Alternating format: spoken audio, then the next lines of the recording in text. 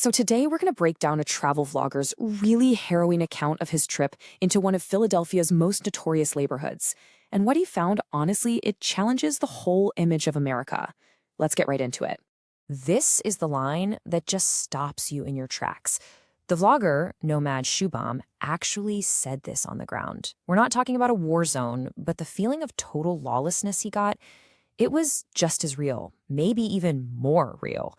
And that really sets the stage for the insane reality he's about to show us. So for him, this whole experience just boiled down to one big idea, and it became the theme for his whole trip. This idea of a tale of two Americas. And here it is, right from him.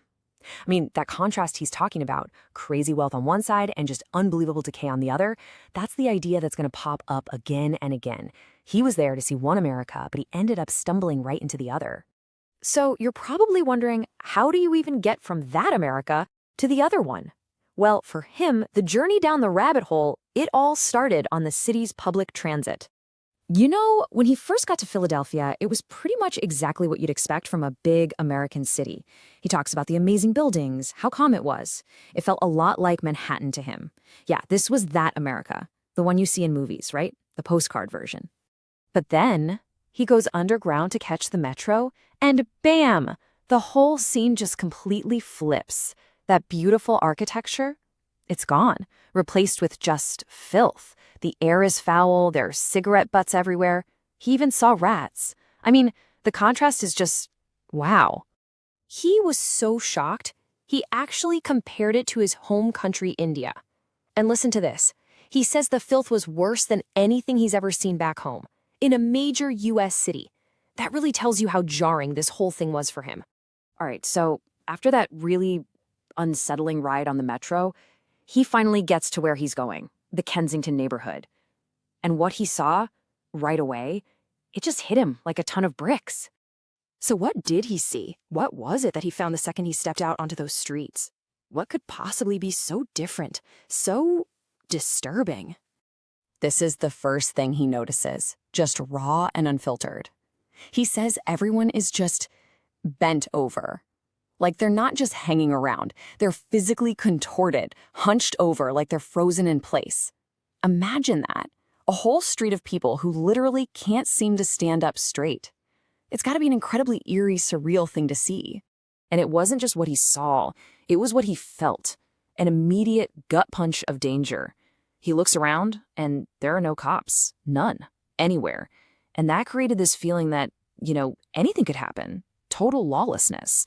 He was on his own and just felt incredibly vulnerable. So he starts to look closer, not just at the scene, but at the people in it.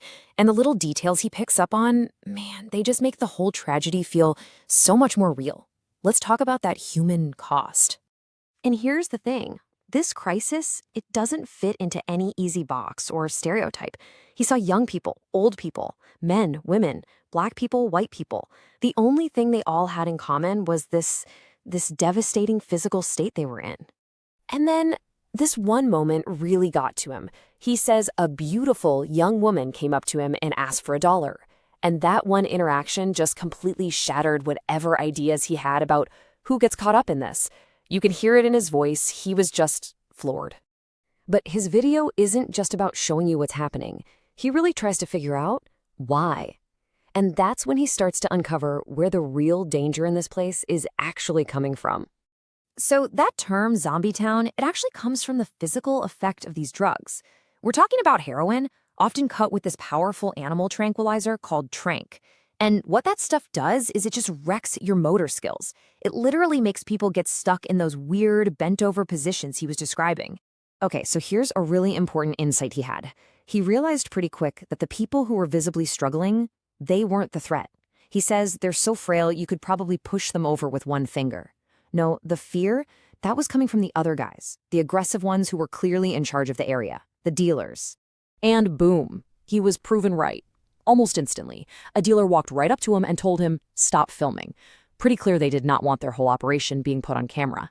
That one moment just made the entire power dynamic of that street crystal clear. It went from being invisible to being right in his face. So you've got the users, you've got the dealers, you've got no police. All these pieces start to come together for him and his final thoughts about this whole tragic, self-sustaining ecosystem that's just operating right out in the open. So, what's his big takeaway? What he saw was a whole grim, illegal economy at work. He saw what looked like prostitution, maybe for as little as 20 or 25 bucks, just to get money for the next fix. The dealers were just out there, totally in the open, like it was a normal business. And all the while, you hear ambulance sirens just constantly in the background, the soundtrack of daily overdoses. It's a market literally built on despair. And that really was his whole point. He says, he put himself in danger because he felt it was absolutely crucial to show people this side of America. Not just the sad parts, but the nuts and bolts of how this whole dark market actually works. So think about it.